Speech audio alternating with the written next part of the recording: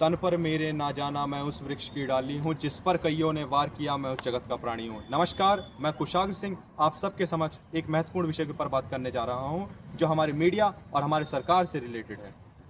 कैसे? मीडिया हमारे देश की एक चौथा स्तंभ है, जो हमारे देश की बुनियाद के ऊपर खड़ा है। आज प्राइम टाइम डिबेट से लेकर प्राइम टाइम ड्रामा क्या हमारे लोकतंत्र के लिए खतरा बन चुका है?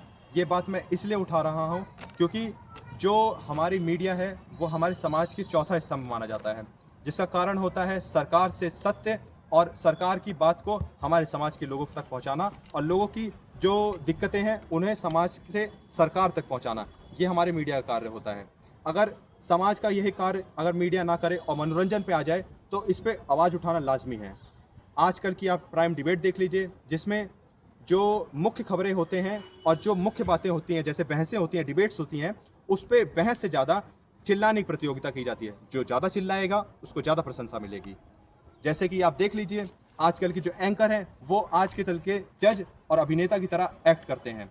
कैसे एक्ट करते हैं? जैसे जो मेन मुद्दे हैं, बेरोजगारी, गरीबी और किसानों की जो मुख्य दिक्कतें हैं, उसके ऊपर काम नहीं, बल्कि अभिनेता और उनके परिवार और वैवाहिक जीवनों के ऊपर बात करी जाती है, जो सबसे बड़ा हमारे देश के लिए एक दिक्कत का कार्य बन रही है। आज एक आप बहुत महत्वपूर्ण चीज़ देखेंगे कि जो समाज में आज के वर्ग में जो पार्टी रूल करती है, उसकी विचारधारा को ऐसा समर्थन दिया जाता है जो एक तरीके से उन्हीं के विचारधारा पे काम करती है।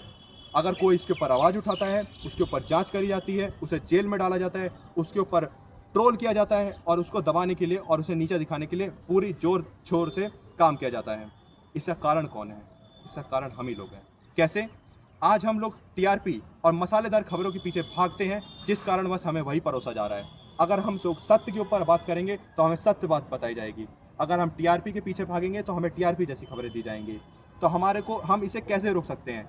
इसको रोकना, और ये एक तरीके से हमारे लोकतंत्र के लिए खतरा है। तो कैसे लोकतंत्र के लिए खतरा है? क्योंकि हम जो देखेंगे हमें वही दिखाया जाएगा। अगर हम सत्य मांगेंगे तो हमें सत्य दिया जाएगा। अगर हम झूठ की बुनियाद पर जिएंगे तो हमें झूठ की बुनियाद के बारे में बताया जाएगा। तो मीडिया जो है, आज हम इसको एक तरीके से रोक सकते हैं। हम फैक्ट चेक करें, हम जांच करें, हम सरकार के ऊपर आवाज़ उठाएं और लोगों को एकजुट करके हम लोग सत्य के लिए बात करें। जो सत्य पत्रकारिता है उसके ऊपर बात करें और सत्य पत्रकारिता के बारे में बताएं, जिससे समाज के हर वर्ग के लोगों का उनका सम्मान हो सके और समाज में जो ऊंच नीच, जाति पात, हिंदू, मुस्लिम, ईसाई, जो भी अन्य धर्म है, उनकी जो आवाज़ उठाई जाती है और उन्हें जो दबाया जाता है, उसे छोड़कर एक वासुदेव कुटुंबकम के मार्ग पर जाएं और अपने देश को सर्वप्रथम विकसित भारत बनाएं। जो हमारा 2047 का लक्ष्य है, हम उसे उत्तीर्ण करें। जय हिंद, जय भारत, भारत माता की जय। नमस्कार।